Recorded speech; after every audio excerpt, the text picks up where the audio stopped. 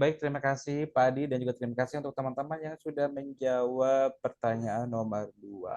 Oke, langsung saja kita bahas. Di sini soalnya adalah seorang laki-laki berusia 45 tahun datang ke Polikulit Rumah Sakit dengan keluhan terdapat gelembung-gelembung berisi air di kulit bagian pinggang dan wajah.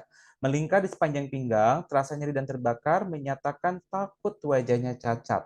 Dari pemeriksaan fisik ini diperoleh data nadi 92 kali per menit, suhu 37,8 derajat Celcius. Pertanyaannya ini sama seperti pertanyaan sebelumnya, yaitu masalah keperawatan prioritas atau masalah keperawatan utama yang harus segera diatasi dari soal tersebut. Oke, di sini yang pertama ada cemas, ada nyeri akut, ada hipertermi, ada gangguan konsep diri, dan juga ada kerusakan integritas kulit. Oke, baik Bapak dan Ibu semua, kalau dilihat tadi yang pertama memang lebih cenderung pada perkebutuhan dasar manusia. Mana yang mau kita dahulukan? Apakah oksigenasi dulu, ataukah cairan dulu, ataukah nutrisi dulu? Dan data-datanya harus mendukung kepada hal-hal tersebut ya. Nah, ini juga sama, tetapi kalau ini lebih cenderung kepada keluhan yang dikeluhkan oleh pasien. Ya, karena kalau kita lihat dari perkebutuhan dasar fisik ya biologis, misalkan oksigenasi di sini kayaknya nggak ada datanya maupun perjawabannya. Kemudian juga untuk nutrisi, untuk cairan dan lain-lain. Ya, di sini yang ada untuk ke fisik lebih kepada kerusakan integritas kulit, kemudian nyeri akut dan hipertermi. Adapun untuk psikologis ada cemas dan gangguan konsep diri. Dan untuk psikologis itu biasanya mungkin di akhir ya, teman-teman. Jadi kita biasanya mendahulukan untuk kebutuhan biologis dulu atau gangguan fisik terlebih dahulu. Jadi kita bisa ngambil ya kalau datanya ada ya. Kalau kita lihat di sini kita ambil misalkan nyeri akut dulu. Datanya apakah ada?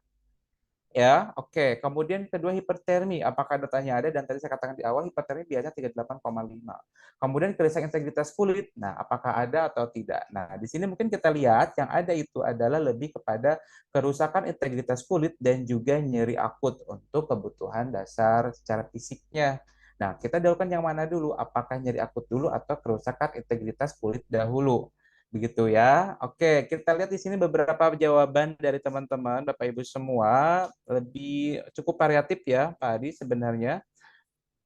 Ada beberapa yang A, B, E, A, dan rata-rata memang banyak yang A. Oke, ini ingat, ini prioritas. Jadi bukan berarti tidak ada cemas, mungkin di sini ada cemas, tapi apakah diprioritaskan atau tidak kecemasannya tersebut.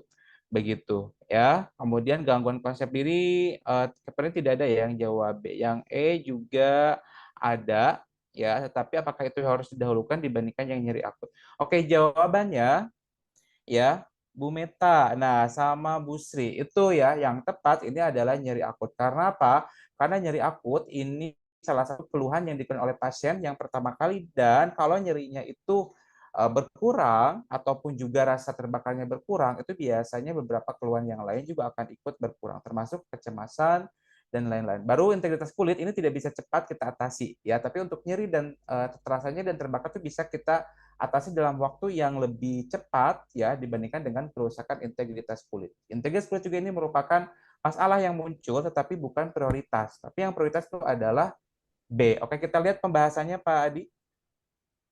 Oke, ya di sini ada beberapa pengertian ya. Di sini memang sengaja untuk sesuai dengan jawabannya yaitu nyeri akut, itu pengalaman sensorik atau emosional yang berkaitan dengan kerusakan jaringan aktual atau juga fungsional ya, dengan omset mendadak atau lambat dan berlambat dan berinteraksi ringan hingga berat yang berlangsung kurang 3 bulan, itu yang akut. Biasanya kalau lebih dari 3 bulan itu dikatakan nyerinya yang kronis. Ya, ini beberapa tanda gejalanya: tanpa meringis, bersikap protektif, gelisah, frekuensi nadi meningkat, dan sulit tidur. Itu berdasarkan dari SDKI yang dikeluarkan oleh PPNI tahun 2017. Ya, jadi seperti itu ya Bapak dan Ibu semua. Jadi kita mendahulukan sesuai dengan keluhannya. Oke, di sini kata tidak ada skala nyeri. Oke, ini dari Bu Rusi, tidak ada skala nyeri. Oke, itu sebenarnya salah satu yang tidak apa ya, bukan patokan yang harus ada gitu ya. Jadi bukan patokan di mana nyeri itu harus ada skala nyeri. Itu sebenarnya mungkin ada beberapa teori yang mengatakan minimal ada skala nyeri, tapi itu bukan merupakan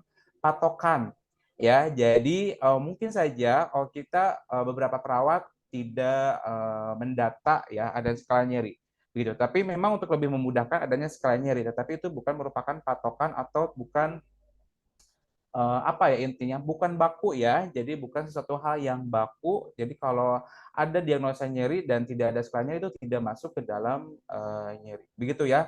Oke, itu Bu Rusi ya. Jadi memang tidak ada skala nyeri itu bukan merupakan aturan mungkin baku gitu ya. Jadi tidak semua harus ada gitu. Tapi memang kalau memang tujuan kita untuk memudahkan ya, untuk memudahkan para peserta UKOM, biasanya untuk nyeri itu diminta untuk ada skala nyeri. Kalau memang kita mau menegakkan diagnosa nyeri gitu ya, akut maupun kronis.